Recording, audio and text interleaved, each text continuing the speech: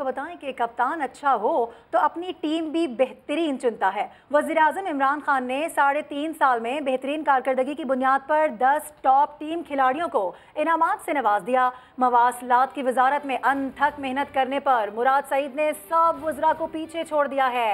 अव्वल करार पाए। कोरोना से मुतालिक बेहतरीन पॉलिसियां बनाने वाले और मईशत को उसके असरात से बचाने वाले सरबरा NCOC असद उमर दूसरे नंबर पर रहे। जी हाँ, इसके साथ साथ वज़ीर-ए-आज़म की खुसूसी मुआविन और एहसास प्रोग्राम की चेयरपर्सन सानिया निश्तर ने गरीब आवाम से मुताल्लिक़ मुफीद फैसलों ने वज़ीर-ए-आज़म को बेहद मुतासर किया है और उन्होंने तीसरी पोजीशन हासिल की है। इस्लामाबाद में तकरीब से खिताब में वज़ीर-ए-आज़म इमरान खान ने कहा है कि बेहतरीन काम करने वालों की हौसला अफजाई से कारकर्दगी मज़ीद बेहतर होगी। बेहतरीन कारकर्दगी दिखाने वाली वजारतों को मुराद भी दी जाएंगी। मज़ीद किन वज़रा ने टॉप 10 में जगह बनाई है, पहले हम आपको इस सिलसिले में एक रिपोर्ट दिखाते हैं, फिर ट्रांसमिशन को आगे बढ़ाते हैं। अब मैं रिक्वेस्ट करता हूँ वफाकी वज़ीर और सेक्रेटरी बराए मिनिस्ट्री ऑफ कम्युनिकेशन को कि वो स्टेज पर तशरीफ़ लाएँ और प्राइम मिनिस्टर से अपना अवार्ड वसूल करें। जिसने बेहतरीन कारकर्दगी दिखाई उसका बड़ा नाम, सड़कों का जाल बिछाने, कौम का पैसा बचाने और पाकिस्तान पोस्ट का मुनाफा 150% से भी ज्यादा पहुंचाने पर मुराद सईद फर्स्ट आ गए। अपनी अपनी वजारतों में बेहतरीन कारकर्दगी दिखाने वाले वज़रा के लिए इस्लामाबाद में पुरवकार तकरीब सजाई गई, तारीफी असनाद से नवाजा गया। वज़ीर-ए-आज़म इमरान खान ने मुराद सईद को मुबारकबाद दी, लेकिन वजीरों की तकरीब में अदम मौजूदगी पर बोले पहले से टॉप 10 का नाम बताकर गलती कर दी। आपने एक बहुत बड़ी गलती की कि आपने पहले ही लोगों को बता दिया कि टॉप 10 कौन है और बाकी मिनिस्टर्स नहीं आए। तो नेक्स्ट टाइम आपने किसी को नहीं बताना जब तक ये फंक्शन नहीं होती। मैं चाहता हूँ सारे मिनिस्टर्स बैठे हों। टॉप 10 में असद उमर दूसरे जबकि सानिया निश्तर तीसरे नंबर पर आए। वज़ारत तालीम में बेहतरीन पॉलिसी बनाने पर शफकत महमूद को चौथी पोजीशन मिली। इंसानी हुकूक की वजीर शीरी मदारी 5वें, सनती तरक्की के वजीर खुसरो बख्तियार 6ठे नंबर पर आए।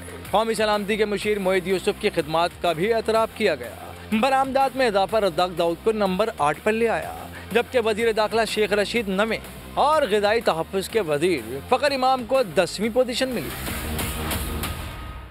तो अच्छी कारकर्दगी दिखाने वाली वजारतों के अमले की तो मौजें ही हो गई हैं। टॉप 10 वजारतों के तमाम मुलाजमीन के लिए 4 बोनस का ऐलान कर दिया गया है। वज़ीर-ए-आज़म इमरान खान के मुआविन खुसूसी शहजाद अरबाब, जिन्होंने वज़रा की बेहतरीन कारकर्दगी की रिपोर्ट्स तैयार की, समा को इंटरव्यू में उन्होंने बताया है कि जाँच का अमल कब शुरू हुआ, कैसे आगे बढ़ा और क्या मयारात मुकर्रर किए गए। टिका खान सानी से गुफ्तगू उन्होंने की है, क्या तफसीलात सामने आई हैं, सुन लेते हैं। जी बिल्कुल, वज़ीर-ए-आज़म इमरान खान की हुकूमत ने जज़ा और सज़ा का अमल अपने वज़रा से शुरू किया है और आज टॉप 10 की परफॉर्मेंस दिखाने वाले वज़रा को बाकायदा सर्टिफिकेट दिए गए हैं और उनके जो तमाम वजारत का अमला है उनके लिए अलग से बोनस का ऐलान किया गया है। मेरे साथ मौजूद हैं वज़ीर-ए-आज़म के मुआविन खुसूसी शहजाद अरबाब, उनसे हम बात करते हैं जिन्होंने तमाम मिनिस्ट्री की परफॉर्मेंस को झांचा और उसके बाद वज़ीर-ए-आज़म को रिपोर्ट पेश की। अस्सलाम वालेकुम सर, ये तरीक़ाकार क्या तय किया गया था 10 मिनिस्ट्रियों को बाकायदा तौर पर सर्टिफिकेट देने का? 2018 में जब ये गवर्नमेंट आई तो उस वक्त प्राइम मिनिस्टर ने एक टास्क फोर्स बनाया सिविल सर्विस रिफॉर्म्स पे, जिसको डॉक्टर इशरत साहब हेड कर रहे थे और उसमें काफ़ी लोग थे, सिविल सर्वेंट्स भी थे, लॉयर्स भी थे, एकेडेमिया भी था और उन्होंने एक रोड मैप दिया ऑन डिफरेंट रिफॉर्म्स।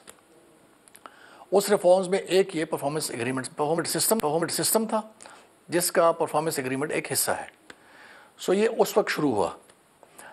उसके बाद फिर 2019 में, सितंबर 2019 टू बी एग्जैक्ट, ये कैबिनेट में लेके गए।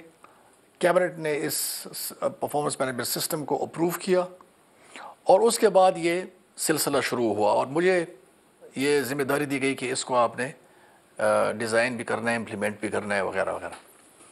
अभी जो हमने ये जो आज जो फंक्शन हुआ है, ये 2 क्वार्टर्स का, जो फर्स्ट 6 मंथ्स का जो इस साल का जो परफॉर्मेंस है उसको हमने एवेलुएट किया, रिव्यू किया और आज आपने देखा कि प्राइम मिनिस्टर ने जो हमारे 10 टॉप मिनिस्ट्रीज़ हैं उनको उन्होंने परफॉर्मेंस सर्टिफिकेट्स दिए और उसके साथ साथ जो उनकी मिनिस्ट्रीज़ हैं उनके सारे एहलकार परफॉर्मेंस बोनस के मुस्तहिक हो गए कि जिस मिनिस्टर और जिस सेक्रेटरी ने इस परफॉर्मेंस एग्रीमेंट को सीरियस लिया है और उन्होंने अपना एक इंटरनल मैकेनिज्म बनाया है फॉर रिव्यू, उनकी मिनिस्ट्री ऊपर गई है।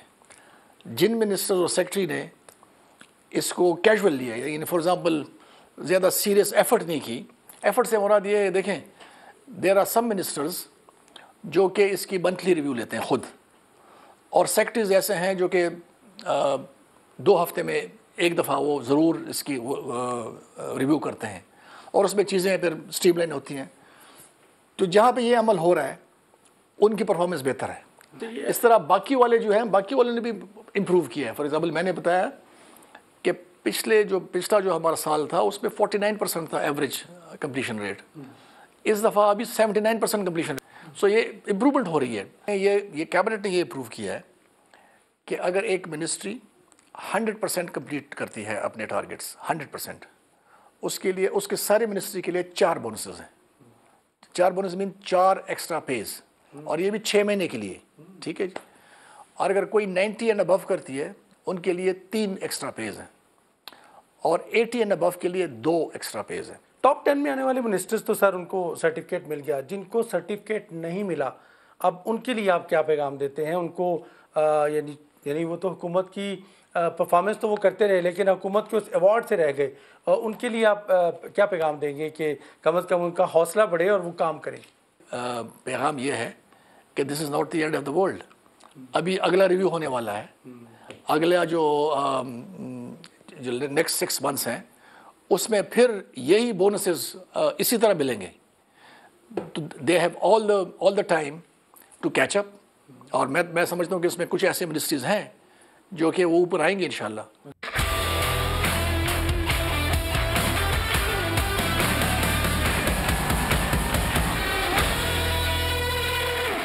तो गुफ्तगू का आगाज़ करते हैं। हमारा पैनल हमारे साथ मौजूद है। खालिद अजीम साहब हमारे साथ मौजूद हैं, नईम हनीफ साहब हमारे साथ मौजूद हैं, तौफीक भट्ट सीनियर तजियाकार भी हमारा साथ दे रहे हैं, और पाकिस्तान पीपल्स पार्टी के रहनुमा अब्दुल कादिर मंदोखेल साहब भी हमारे साथ मौजूद हैं। बहुत शुक्रिया आप तमाम लोगों का ज्वाइन करने के लिए। कादिर खान मंदोखेल साहब, गुफ्तगू का आगाज़ आपसे करते हैं। बिलावल भुट्टो जरदारी साहब ये कह रहे हैं कि इतनी बड़ी काबीना है और उसमें से सिर्फ 10 वज़रा ही लायक करार पाए हैं। एक तो इस बात का जवाब दें कि वो कहना क्या चाह रहे हैं, और दूसरा ये बताएं कि हुकूमत की कारकर्दगी, वज़रा की कारकर्दगी तो आवाम के सामने लाई जा रही है ना, इसका क्रेडिट तो दिया जाना चाहिए। माजी में तो हमने इस तरह की मिसालें नहीं देखी। बिल्कुल आप सही कह रहे हो, क्रेडिट देना चाहिए। जिन वजीरों की अच्छी कारकर्दगी है उसको क्रेडिट देना चाहिए, लेकिन उनका काम भी बताना चाहिए कि उनकी परफॉर्मेंस कौन से वाले काम में चल रहा है। अगर मुराद सईद को परफॉर्मेंस अच्छी है तो सी पैक उसके अंदर है, तो आप मुझे बताओ सी पैक अमलन बंद नहीं हो चुका है? मगरबी रूट अमलन बंद नहीं हो चुका है? सक्कर हैदराबाद मोटरवे अभी तक स्टार्ट नहीं हो सका, और कराची में जो एक ग्रीन लाइन था वो एक मंसूबा शुरू किया है जो 3.5 साल में वो भी मुकम्मल नहीं हो सका, जो 10% रहता था। और ओवरऑल अगर आप पाकिस्तान देख ले तो जरा आप कारकर्दगी करते हुए जरा आपकी जाती दोस्ती की बिना पे तो नहीं होना चाहिए। फिर आइए दूसरे मिनिस्टर की तरफ, असद उमर, उसको बेहतरीन पे 2 नंबर दिया है, वो लाइक भी 2 नंबर का है, इस वजह से कि मईशत के अरस्तू को तो पहले ही आपने निकाल दिया। आपने वजारा से क्यों निकाला? और फिर वजारा से निकालने के साथ साथ आपने उसको प्लानिंग की मिनिस्ट्री दी है। क्या प्लानिंग की है? क्या दिसंबर के महीने, जनवरी के महीने में गैस की शॉर्टेज नहीं होती है? आप ये कह रहे हैं कादिर खान मंदोखेल साहब के दोस्ती का सिला उनको मिला है, तो किसकी दोस्ती का सिला मिला? ये इमरान खान साहब ने तो रिपोर्ट तैयार नहीं की है ना, शहजाद अरबाब साहब ने रिपोर्ट तैयार की है, तो फिर आप किसकी तरफ इशारा कर रहे हैं? देखिए, मैं एक चीज ये बताऊंगा, आप समझ रहे हो जो मैं क्या कहना चाह रहा हूँ। सवाल ये है कि वो कहते हैं परफॉर्मेंस अच्छी है, तो वही परफॉर्मेंस की तफसील भी जरा बता दें। जो मुझे पता है परफॉर्मेंस वो तो ये है कि उसी पे फेल हो चुका है, सी पैक अमलन बंद हो चुका है।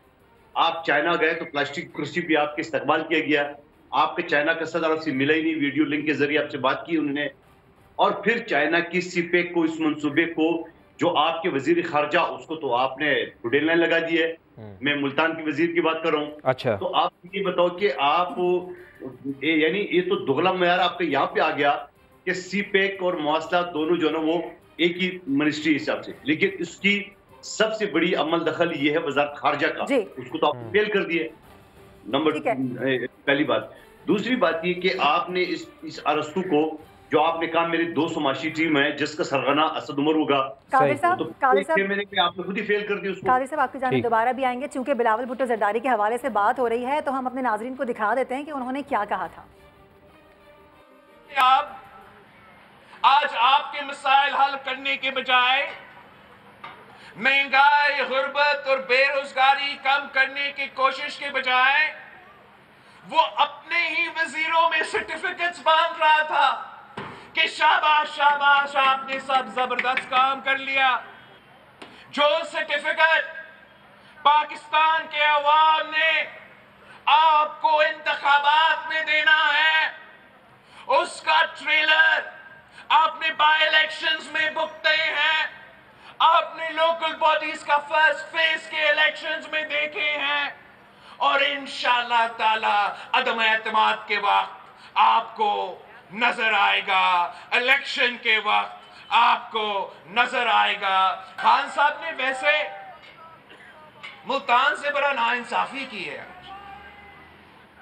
तारीख का सबसे बड़ा कैबिनेट है इसके पास, और बकौल खान साहब का सिर्फ 10 वजीर लायक है कि उनका खान साहब की शाबाशी में।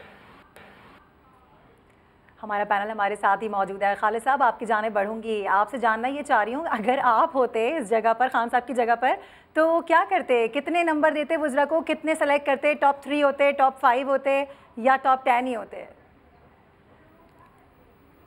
देखें जी, इसमें बहुत इम्पोर्टेंस इस बात की, ये जो एवेल्यूएशन का सिस्टम है, चूँकि वो हुकूमत का अपना जनरेटेड है, और हुकूमत ने डेफिनेटली इमरान खान साहब जो हैं, उन्होंने जो पहले दिन ऐलान किया हुआ था कि मेरे साथ सिर्फ वही लोग होंगे जो काम कर सकते हैं और काम में आगे बढ़ते हैं, ये उनका एक इंटरनल सेटअप था, उसके तहत ये चीज़ें आई हैं। अलबत्ता ये बात बिल्कुल किसी हद तक ठीक है कि अगर आवाम में हम निकलें तो फिर वहाँ देखना होगा कि वहाँ पे किस वज़ीर की कारकर्दगी जो है उसके हवाले से लोग क्या सोच रखते हैं। बिलावल साहब एक बात कर रहे थे कि जी 10 वज़ीर पास हुए हैं, मेरे ख्याल में थोड़ी सी उनकी इस मामले में इस्लाह करना ज़रूरी है। 10 वो हैं जिनको टॉप पे रखा गया है। हाँ, बिल्कुल। और इसके साथ साथ बाकी लोग जो हैं उनको पासिंग मार्क्स दिए गए हैं, क्योंकि यहाँ जो वज़ीर आज़म ने आते ही बात की थी और जो सुबह से पैगाम आ रहा था वो ये कि ये सज़ा और जज़ा की रिपोर्ट होगी। हमें सज़ा तो किसी को मिलती हुई दिखाई नहीं दी। इसका मतलब है कि पास सबको कर दिया गया है। अलबत्ता ये 10 ऐसे हैं जिनको वजीफ़े का हामिल जो हमारे किसी ज़माने में स्टाइपेंड दिया जाता था, जो टॉप के 10 होते थे, तो शायद इनको स्टाइपेंड का हकदार ठहराया गया। खालिद साहब, नूर आलम खान साहब कह रहे थे कि एहतसाब होना चाहिए था, ये इस तरह से सर्टिफिकेट नहीं मिलना चाहिए था, पूछना चाहिए था जूता कहाँ से लिया, कितने का लिया, कोट कहाँ से ख़रीदा। वो तो ये कह रहे हैं कि एहतसाब होना चाहिए था। जी वो भी पे उसका एहतसाब का एक फोरम मौजूद है, लेकिन बात यही है कि आप इस तरह से अगर किसी वज़ीर के हवाले से कोई नाराज़गी नहीं है वज़ीर आज़म साहब को, तो इसका मतलब है वो ये समझते हैं कि सारे के सारे काम ठीक कर रहे हैं। ये 10 जो हैं ये उनमें बेहतर हैं, और बाकी लोग जो हैं उनकी कारकर्दगी थोड़ी सी इनकी निस्बत कम है। जब उन्होंने किसी को उस पर सज़ा नहीं दी, जब उन्होंने किसी की तादीब नहीं की, तो इसका मतलब यह है कि उन्होंने सबको एंडोर्स किया है एक कामयाब वज़ीर के तौर पे। तो मैं नहीं समझता कि इस किस्म की कोई चीज़ जो है वो पब्लिक इम्प्रेशन इस किस्म का है कि लोग ये कहें कि ये हुकूमत बड़ी कामयाब जा रही है, लोगों के मसाइल हल हो रहे हैं, लोग यहाँ पे अमन व अमान और ख़ास तौर पे वो जो चीज़ इंसाफ तक रसाई जो सबसे बड़ा नारा है तहरीक इंसाफ का, क्या वो अपॉर्चुनिटी सारे की सारे लोगों तक मुंतकिल हो सकी हैं? क्या अस्पतालों में लोग जो हैं वो जाके आज इस बात का इत्मीनान और सुकून महसूस करते हैं कि वहाँ ऐसा निज़ाम वज़ा कर दिया? ठीक है, अस्पताल सूबों के तहत आते हैं, लेकिन कोई पॉलिसी ऐसी वज़ा हो गई है। जी खालिद साहब, नूर आलम खान से की बात कर रही थी ना मैं, तो उन्होंने क्या कहा है, वो क्या तनकीद कर रहे हैं, वो कह रहे हैं कि एहतसाब होना चाहिए। उन्हीं की ज़बानी पर देख लेते हैं, फिर आपकी जानिब दोबारा आएंगे। को खुद कोई अवार्ड नहीं दे, मेरे ख्याल में हर वजीर का देखना चाहिए कि उनने वहाँ पे नीचे काम किया हुआ है। तो फिर और दूसरी उन्होंने उनकी अकाउंटेबिलिटी इस लिहाज से कि ये जब MNA थे उन्होंने क्या किया, जब वजीर बने तो क्या किया, और इन्होंने फिर और क्या चीजें बनाई।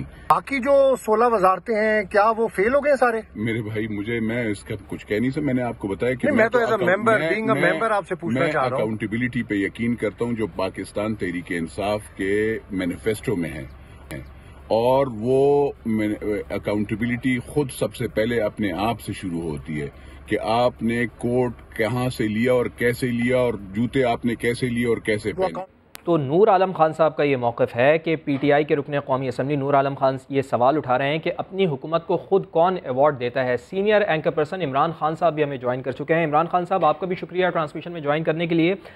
ये बताइए कि इमरान खान साहब कह रहे हैं कि सज़ा और जज़ा के बगैर कोई निज़ाम चल नहीं सकता। जिस तरह से अभी रैंकिंग उन्होंने दी है वजारतों की, 10वें नंबर तक की तो उन्होंने दी है, 23 हमारे सामने वजारतें हैं, लेकिन उसमें एक तरफ मैं आपकी तवज्जो दिलाना चाहूँगा कि फ़ाइनेंस की जो वजारत है, वजारत ख़जाना है, उसकी कारकर्दगी बहुत बुरी नज़र आ रही है। 17वें नंबर पर वो हमें नज़र आ रही है।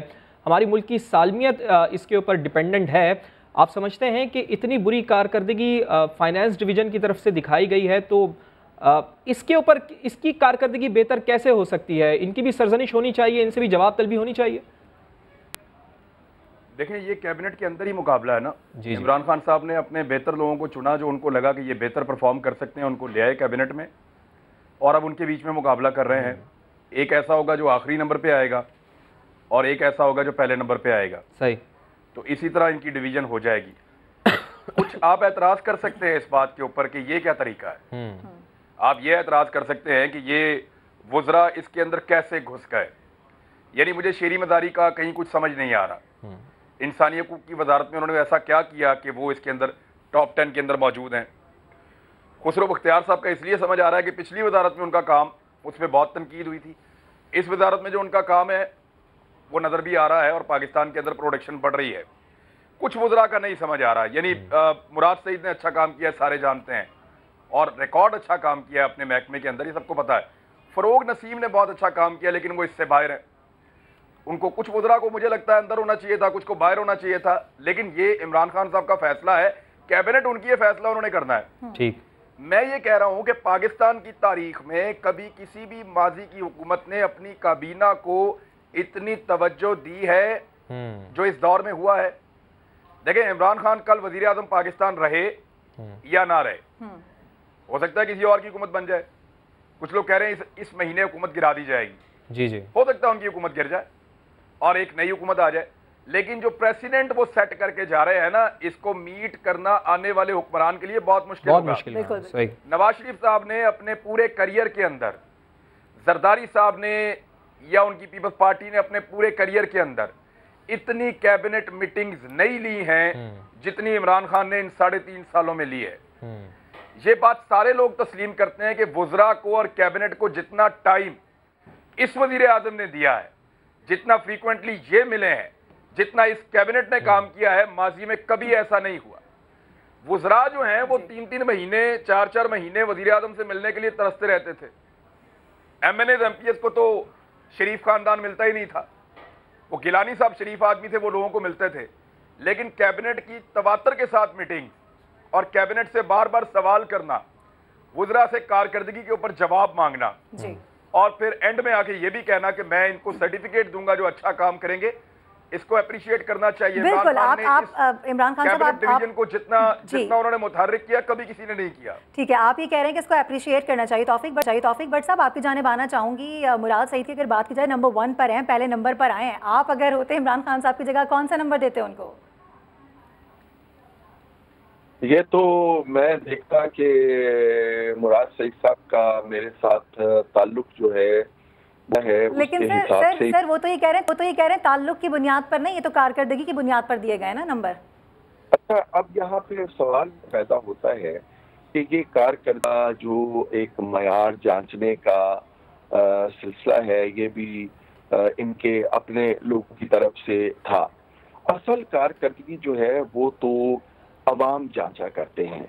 अगर किसी वजीर की या उसके महकमे की कारकर्दगी बेहतर है तो उसकी तफसील भी साथ बतानी चाहिए कि उसके वजारत में ये काम हुआ है जिससे अवाम को बराह रास्त फायदा पहुंचा है और उसकी बुनियाद पर उसे पहला नंबर दिया गया। अब आप यहाँ पे अंदाजा लगाएं कि जो हमारी वजारत दाखिला है, जो एक बहुत ही हसास नौइयत की वजारत है, उसका वजीर जो है वो 10वें नंबर पे अगर आता है और उसके लिए कोई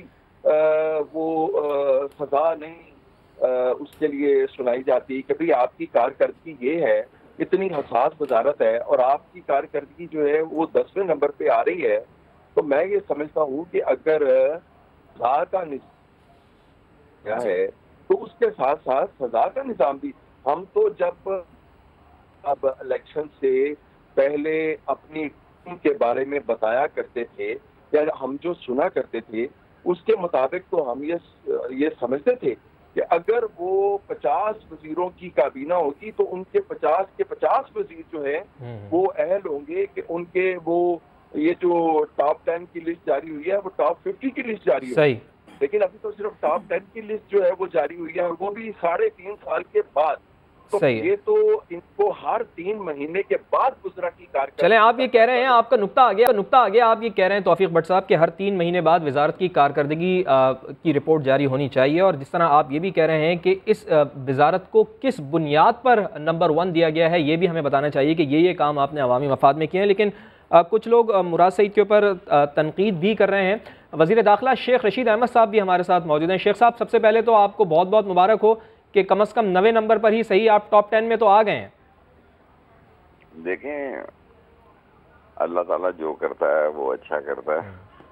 हमने तो इंटीरियर मिनिस्ट्री में आप देखें कोई हालात जैसे हैं, अफगानिस्तान है, जो मामलात हैं, TTP है, लेकिन इसके बावजूद हमने जो ऑनलाइन वीज़ा शुरू किया, वरासती सर्टिफिकेट जारी किया, एग्जिट वीज़ा शुरू किया, और इसके अलावा आप देखें हम ई पासपोर्ट की तरफ जा रहे हैं और हमने कोशिश पूरी की है, लेकिन 9 नंबर इसी, चलो 10 में तो आ गए। तो शेख साहब अपनी कारकर्दगी के हवाले से बात भी कर रहे हैं, तो अगर आप नंबर को रिलेट करें 9वां नंबर, तो आप मुतमईन हैं?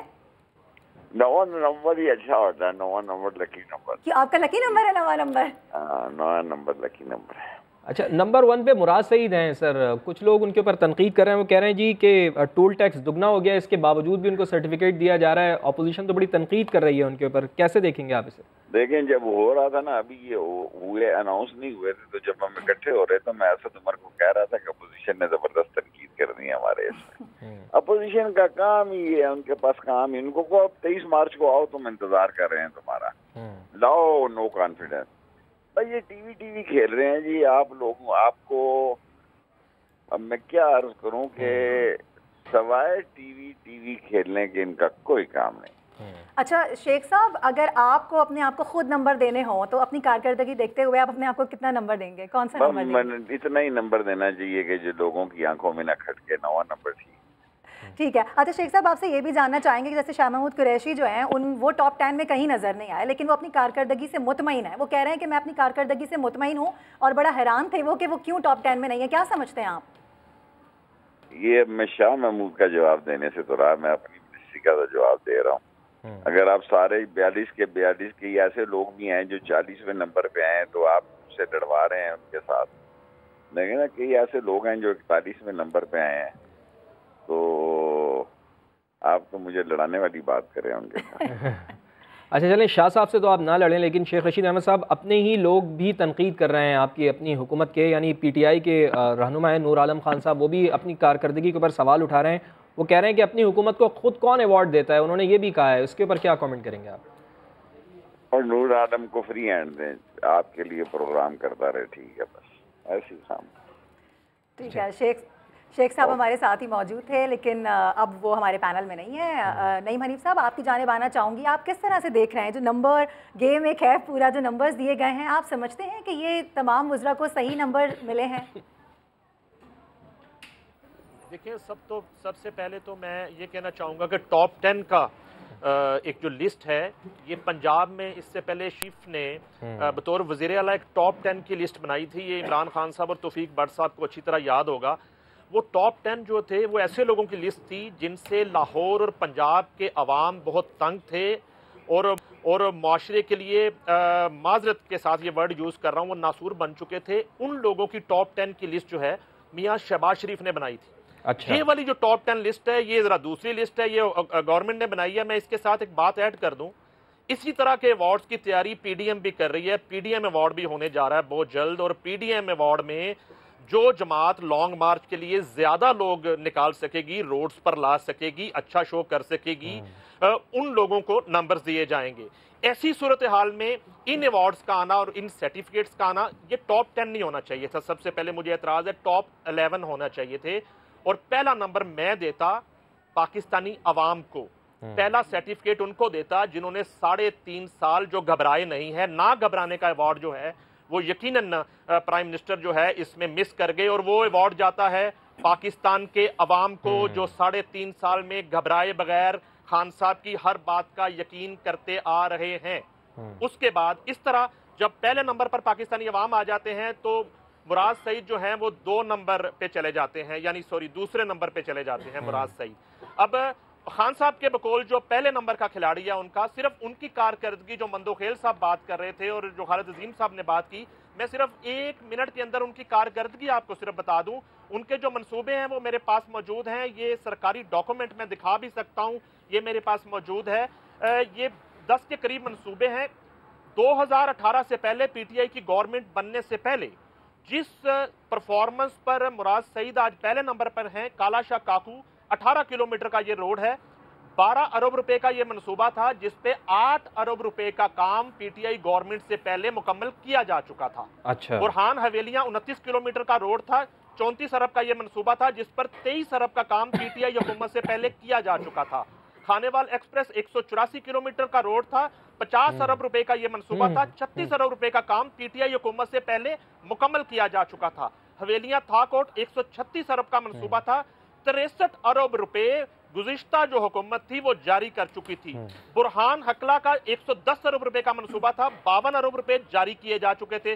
सक्कर हैदराबाद जमीन के हसूल के लिए 51 अरब रुपए का यह मंसूबा था, 29 अरब रुपए का इस पर काम हो चुका था। उसके बाद लवारी टनल जो है 26 अरब का मंसूबा था, 25 अरब का काम पहले से मुकम्मल था। मुल्तान सक्कर मोटरवे 298 अरब का मंसूबा था, 221 अरब रुपए का काम पहले से हो चुका था। ग्रीन लाइन मंसूबे की बात कर लेते हैं। सही है नईम हनीफ साहब, आपने फैक्ट्स एंड फिगर्स बताए और जिस तरह आप कारकर्दगी की बुनियाद पर जांचा गया है, कारकर्दगी बता रहे हैं आप कि किस तरह से मोटरवेज बनाई गई और कितनी हद तक काम किया गया, कितनी हद तक काम इससे पहले हो चुका था पीटीआई की गवर्नमेंट से पहले। तो नून लीग के रहनुमा सेनेटर अफनान भी हमें ज्वाइन कर चुके हैं, उनकी जानिब भी चलते हैं, उनका मौक़िफ़ भी ले लेते हैं। डॉक्टर अफनान साहब, बहुत शुक्रिया आपके वक्त के लिए। वज़रा की कारकर्दगी रिपोर्ट्स जो जारी की गई हैं, सर्टिफिकेट उनमें तकसीम किए गए हैं, कम अज़ कम इस हद तक तो कहा जाता है ना कि माजी में तो ये प्रैक्टिस हमने नहीं देखी।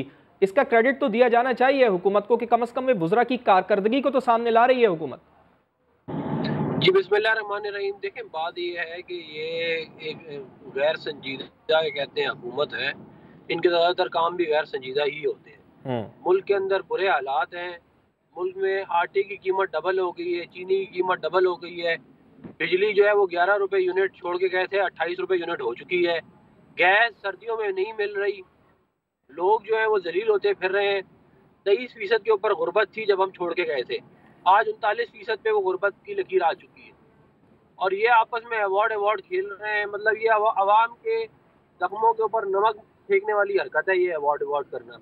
मतलब मुराद सईद का नंबर 1 होना, आप सोचें कि इससे पता चलता है कि ये कितने बड़े बड़े अहमक इस कैबिनेट का हिस्सा बने हुए हैं।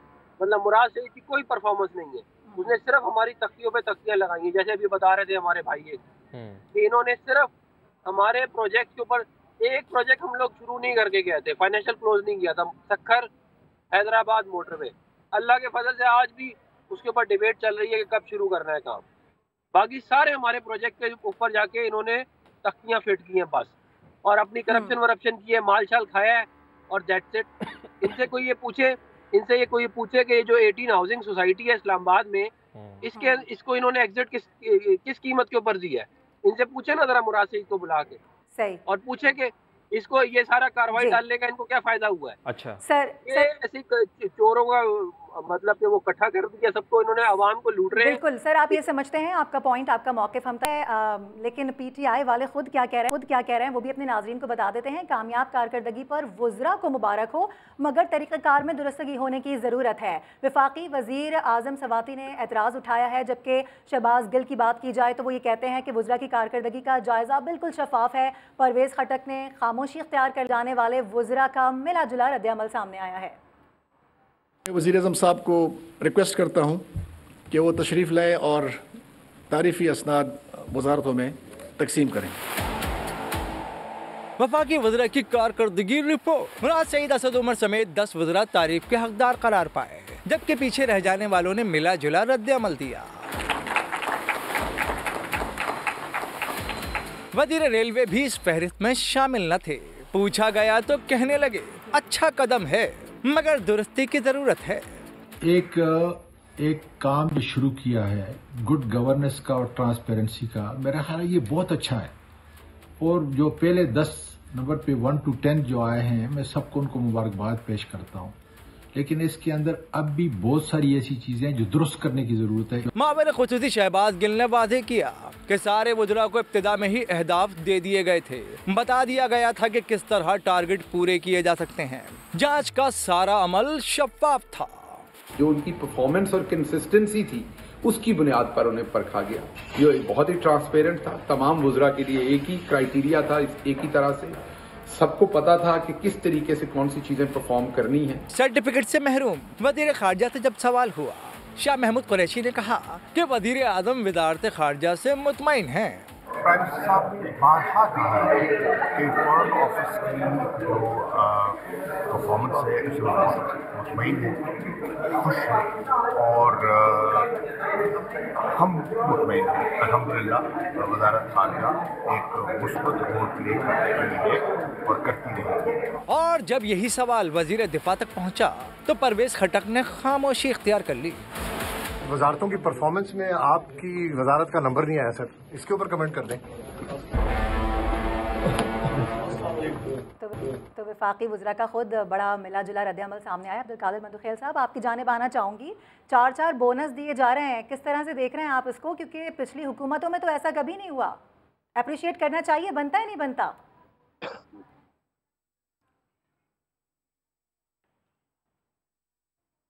मदुखेल साहब, आवाज़ आ रही है आपको?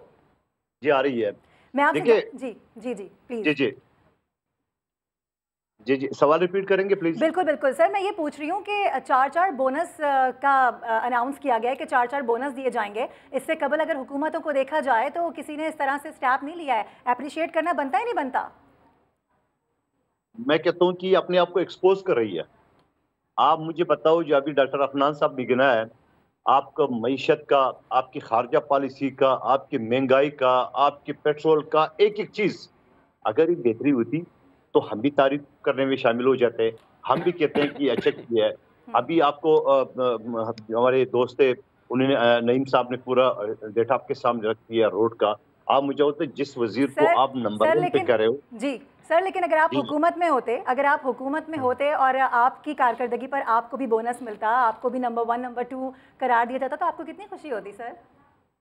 जी मुझे तो बिल्कुल बहुत खुशी आज भी हो रही है। कल मेरे चेयरमैन ने फैसल वाडा को दूसरे सीट से नायल करार देने पे ट्वीट किया और मुझे मुबारकबाद दी है, तो मेरे लिए तो बहुत खुशी की बात है। मगर मैंने तो रिजल्ट दिखाया ना। मैंने तो 4.25 साल जो अदालती जंग लड़के 2 सीटों से महरूम कर दिए पीटीआई को, तो बोनस तो बनता है, अप्रिशिएट भी बनता है। मुराद से इसकी क्या परफॉर्मेंस है? आप मुझे बता, उसके महकमे का बता दे। असद उमर को तो खुद उसने काबिना से निकाल दिया है, उसकी क्या परफॉर्मेंस है? और शरीफ मजारी साहिबा, आपको नहीं पता पंजाब में जिंदा लोगों के हाथ पांव काटे जा रहे थे? इनको नहीं पता ये हमारे यहाँ जो दहशतगर्दी हो रही है कोयटा में, कितने अफवाज पाकिस्तान की जो हमारे सोल्जर जितना हो रहे ये गई, कभी बलूचिस्तान गई है, कभी ये जनूबी पंजाब गई है, कभी ये सिंध गई है। ये किस बात की वजीर है? और परवेज खटक साहब ने बड़ी जबरदस्त, आपने उसकी मुस्कुराहट देखा, उसने यूं किया, उसी में सब कुछ है। क्योंकि उसने काबीना के अंदर बता दिए आपको वज़ीर आज़म मैंने बनाया। और फिर जब बात चल गई है तो आगे तक सवाल ये है कि ऐसी चीजों पे, ऐसे वक्त पे जब वो मुल्क पूरा बदाल सूरत हाल में और आप इस तरह सर्टिफिकेट बांट रहे हो, आप लोगों के जख्मों पे नमक छिड़क रहे हो। चले, आप ये कह रहे हैं कि आप लोगों के जख्मों पे नमक छिड़क रहे हैं। इमरान खान साहब, ऑपोजिशन ये तनकीद कर रही है, जिस तरह कादिर खान मंदोखेल साहब भी हमसे ये कह रहे हैं, और ऑपोजिशन की जानिब से पॉइंट ये उठाया जा रहा है कि जिन वजारतों से रिलीफ मिलना था वो वजारतें फेल, और जिस तरह मैंने पहले भी आपको हवाला दिया था कि वजारत ख़जाना 17वें नंबर पर है, जिससे किसी किस्म का कोई रिलीफ अगर आवाम को मिलता हो तो वो सामने आ सकता है। और ख़ास तौर पर मैं आपसे ये भी कहना चाहूँगा कि अभी मरियम नवाज साहब अभी ये बात कर रही थी कि वज़रा की कारकर्दगी इतनी ख़राब है, इनके लोगों की कारकर्दगी इतनी ख़राब है कि अगर इनको आवाम में जाना हो तो ये हेलमेट लेकर जाएँ, चूँकि आवाम का हाथ आपके गिरेबानों पर होगा। तो ऑपोजिशन के इस पॉइंट को आप किस तरह से देखते हैं कि रिलीफ जिनसे मिलना है वजारतों से, उनकी कारकर्दगी बिल्कुल सिफर है? देखिए, जब पीपल्स पार्टी की हुकूमत थी तो वो भी उनके घरों के ऊपर लोग हमले कर रहे थे, डंडे पत्थर मार रहे थे, क्योंकि पाकिस्तान एक गरीब मुल्क है, एक हद से ज़्यादा हुकूमत दे नहीं सकती पब्लिक को। तो पीपल्स पार्टी की तनकीद होती थी, पब्लिक में जा नहीं सकते थे, ये हालात हमने खुद देखे हैं। PMLN के साथ भी यही हुआ है, PTI के साथ भी कुछ मुख्तलिफ नहीं है। ये मुल्क ऐसे ही है और ऐसे ही चल रहा है। बात ये है कि इमरान खान ने जिन लोगों को देना था पहला, दूसरा, तीसरा, चौथा या पांचवा नंबर, सही है, वो अपनी कैबिनेट में से ही देना था ना।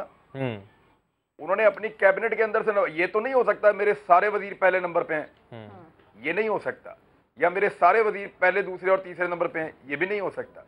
किसी को तो नीचे जाना था। कोई वजारत ज़्यादा अच्छा परफॉर्म कर रही है, कोई बुरा कर रही है, अब उनके अपना एक क्राइटेरिया है। आप भी तनकीद कर रहे हैं, अपोजिशन के लोग, उन्होंने करनी तनकीद है। अपोजिशन का जो बंदा यहाँ बैठ कर कहे कि कैबिनेट बहुत अच्छा काम कर रही है, चाहे वो कर भी रही हो, सही, कि कैबिनेट बहुत अच्छा काम कर रही है, माजी में भी हमने कभी नहीं सुना। यानी पीपल्स पार्टी की कैबिनेट दुनिया की बदतरीन कैबिनेट थी PMLN और PTI के मुताबिक।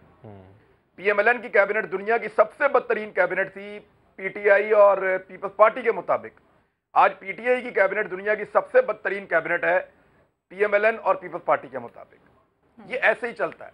अपोजिशन का बंदा कभी मुमकिन है आप उससे सवाल पूछें और वो ये कहे कि नहीं कैबिनेट बहुत अच्छी है, बड़ा अच्छा काम कर रहे हैं, या इमरान खान ने कैबिनेट की इतनी मीटिंग्स ली हैं जो हमने कभी भी जिंदगी में नहीं ली, या हमारी लीडरशिप ने कैबिनेट को कभी इतनी अहमियत नहीं दी। ये बात करके उन्होंने रात को अपनी पार्टी को जवाब नहीं देना, रात को उन्होंने अपनी पार्टी को जवाब नहीं देना, अगली दफा उनको टिकट नहीं चाहिए, तो आप उनको मुश्किल में डाल देते हैं। ये ऑब्वियस है कि जब भी वो बात करेंगे वो हुकूमत के खिलाफ बात करेंगे अगर अपोजिशन में है तो, और अगर वो हुकूमत में है तो उनको हुकूमत की हर बुरी चीज, हर बदतरीन चीज, यानी यहां तक है कि PTI के लोगों को उस्मान बुज़दार अच्छे लगते हैं, PTI के लोगों को हमाद अजहर अच्छे लगते हैं। ठीक है, हमाद अजहर ने जैसा रगड़ा लगाया है जी गैस के अंदर। सर आपका पॉइंट आ गया है। आप अपोजिशन के हवाले से बात कर रहे हैं, तो अपोजिशन ने ही कुछ तनकीदें भी की हैं, वो भी हम अपने नाज़रीन के साथ शेयर कर रहे हैं। हुकूमत को खुद अपनी नाकामियों का इल्म है। मरियम नवाज ने वुज़रा को सर्टिफिकेट देने पर यह रद्द अमल दिया है। मजीद वो क्या कह रही थी, दिखाते हैं। के अवाम ने एक इनाम दे दिया है इमरान खान को, और वो है वो जितने भी अपने वज़रा को तमगे दें, उसमें मईशत नहीं है, उसमें खारजा नहीं है, जो पाकिस्तान को अच्छा पावर नहीं, जहाँ जहाँ मैसिव कोलोसल फेलियर्स हैं वहाँ वो उनको खुद पता है। शायद इस चीज़ में उनको लगता है उनको कामयाबी हुई है कि उनका प्रोपेगेंडा सेल जो है वो बड़ा हरकत में रहा है और बड़ा मुतहर्रिक रहा है। तमाम को ये बताएं कि कोर्ट से क्या गवाहियाँ आ रही हैं हमारे हक़ में, और कोर्ट्स ने उनकी जो नैरेटिव थी उसको झूठा साबित कर दिया। तो उनका मेरा नहीं ख्याल कि अब कोई भी चीज़ ऐसी है जिस पे वो तकिया कर सकें। बड़ी अहम बात है खालिद अजीम साहब, मईशत, खारजा और तवानाई, ये तीनों वजारतें शामिल नहीं हैं टॉप 10 के हवाले से, तो ये एक बड़ा अहम नुक्ता है जो मरियम नवाज साहिबा ने उठाया।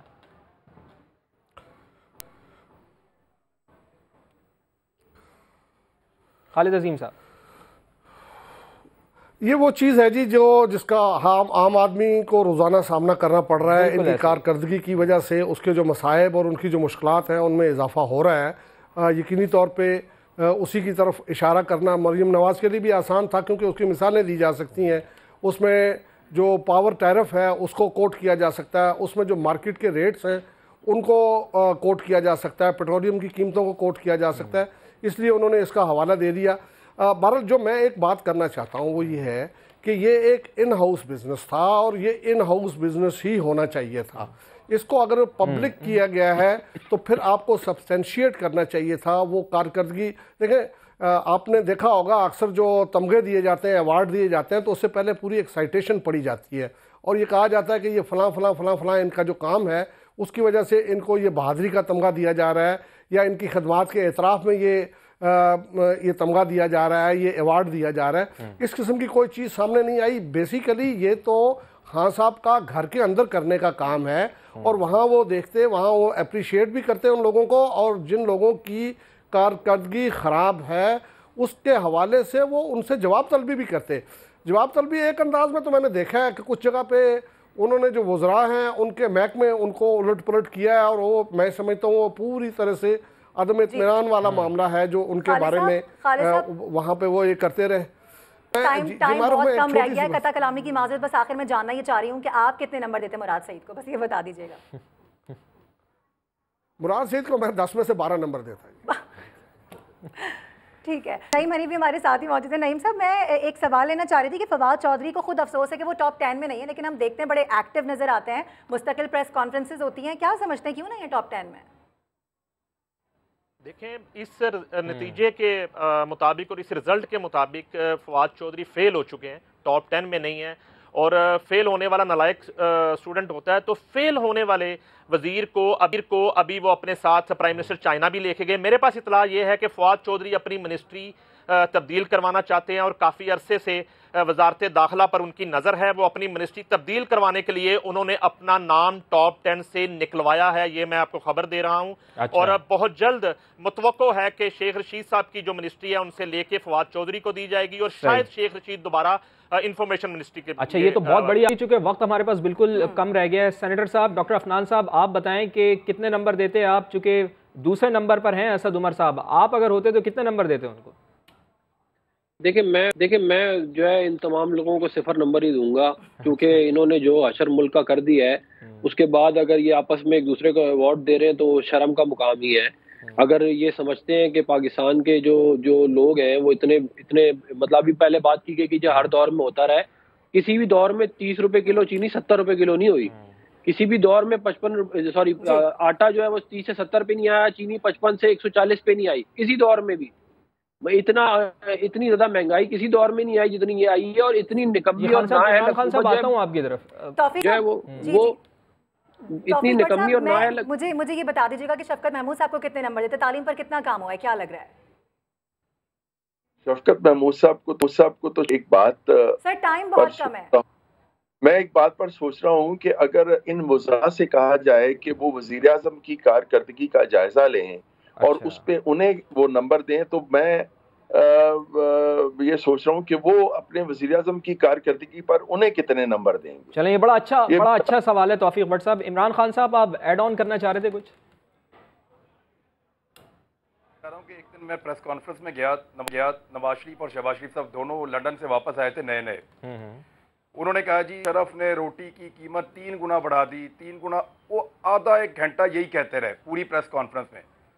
तो मैंने उनसे सादा सवाल किया कि मियाँ साहब 3 गुना कीमत बढ़ी है मुशर्रफ के दौर में इन 10 सालों में, उससे 10 साल पीछे आप चले जाएं तब भी 3 गुना कीमत बढ़ी थी। चीज़ों की कीमतें हर वक्त हर हुकूमत में बढ़ती हैं, कभी हालात की वजह से तेज़ बढ़ती हैं, कभी स्लो बढ़ती हैं। लेकिन पाकिस्तान में कोई भी हुकूमत ये नहीं कह सकती कि वो अवामी हुकूमत थी और उन्होंने अवाम की बड़ी खिदमत की, क्योंकि अवाम ने जिसको भी निकाला है गालियां देके और बददुआएं देके निकाला है इस मुल्क में से, चाहे वो नवाज शरीफ हो, चाहे वो जरदारी हो, चाहे वो अब इमरान खान साहब की गवर्नमेंट हो। लोगों को किसी से वो रिलीफ नहीं मिला जिसकी वो तवक्को करते हैं। ठीक है, आज वजारतों को नंबर्स दिए गए हैं, इस पर हमारी जारी थी, पैनल हमारे साथ मौजूद था। फवाद, बड़े अच्छे जवाब भी सामने आए और किसी ने किसी को 10 नंबर दिए, किसी ने कहा मैं 11वां नंबर दूंगा। पैनल हमारे साथ था, तमाम का बहुत शुक्रिया।